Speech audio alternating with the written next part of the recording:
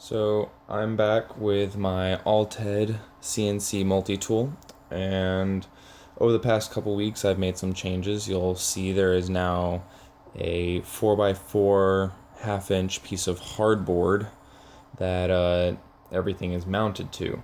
And I actually had to carry this whole rig upstairs from my garage back into my room to make way for a car, but everything is rigidly mounted. It's very organized down in the electronics section. Everything's very mapped out. I'll show you guys that. So we have our TinyG with a nice big fan on it, our USB cable here. We have all of our stepper motor wires with this phone cable coming out and going into this terminal block, and that separates the TinyG, from the actual extension wires that go to the stepper motors, and that makes maintenance really easy and kind of keeps everything in check. I have some labels here, but all these numbers are wrong now that I've changed some settings, and I'll get to that later.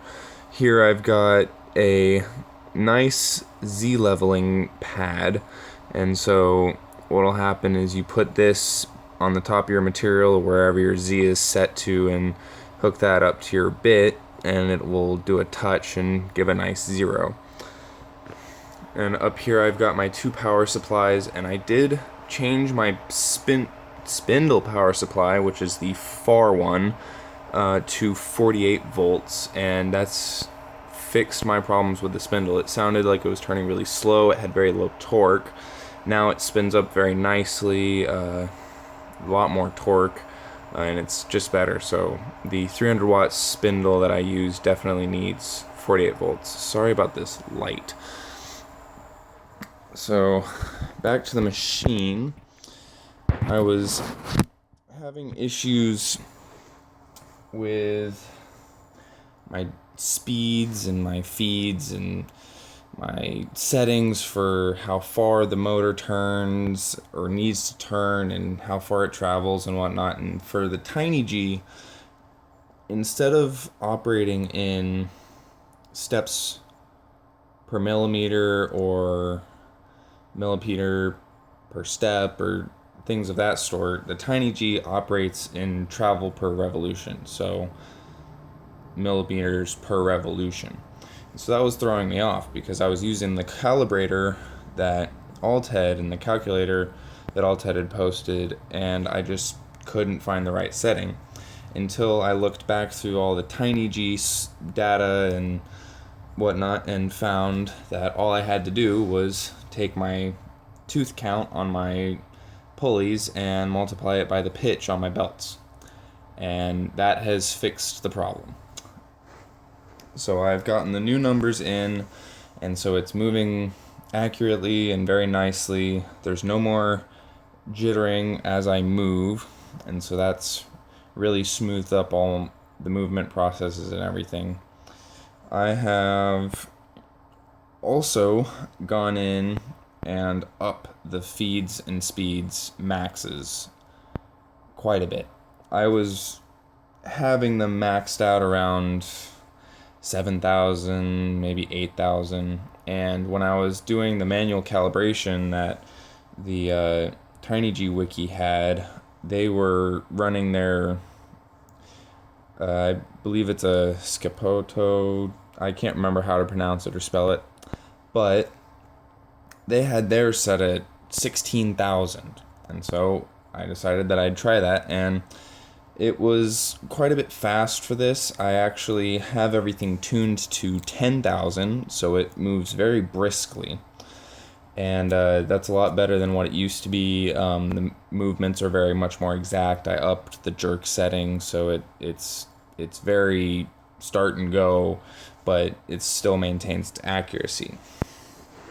So after I got all that fixed up, I started planning, and so I went out to Fastenal and picked up a bag of these 3/8 T-nuts, and they've got little cleats on them so that you can put them into the bottom of your material and they'll dig in so that they won't move, and then you can bolt through the top. And so what I'm planning to do is I'm going to put an array of holes in my bed and stick these under there, and then glue on my spoil board sheet, put those same array of holes in, and then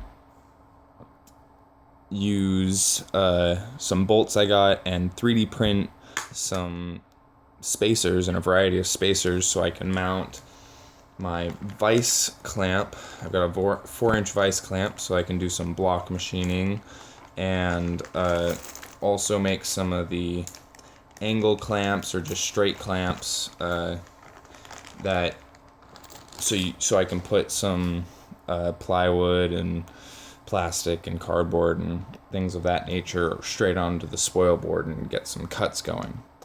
I did try and do a little test piece. It didn't turn out very clean. This was before I had fixed up all the feeds and speeds, so I'll be doing this again in the next section, see if I can't clean that up, get everything tuned in. But these are actually test holes for the T-nuts to figure out which size is going to work best for putting into the bottom of the frame. So last video I kind of debuted the square test, and we'll be getting to that, but I wanted to show you kind of how the machine jogs around now. So I'm doing 100mm step increments, and I mean, if my computer was working properly, we would get some nice quick things, but it's really moving now, very precise movement, which I'm very happy about. And even just moving with the mouse and with your arrow keys, you get some really fast jogging. You can do full machine very quickly. So we'll go home. Very quick movement. I haven't messed around with the Z very much, but I did go and get some just dry lubricant to put in there so that it is now running nice and quiet. And it does sound that I need to adjust the amperage just a little bit. So here is the box test.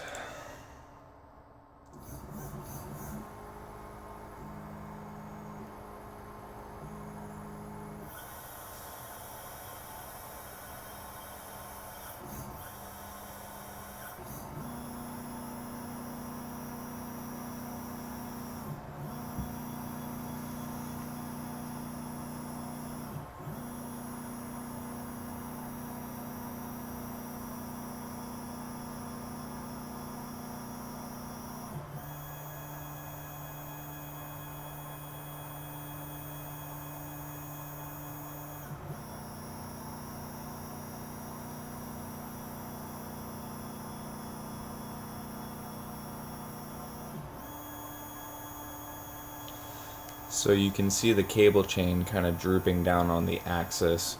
That's just how I've been letting it sit. I do plan to make a nice bridge between the stepper motors on either side of that axis to make a nice carriage for the cable chain, and that'll kind of reduce some rattle and noise and stabilize that so that we can ensure it won't break.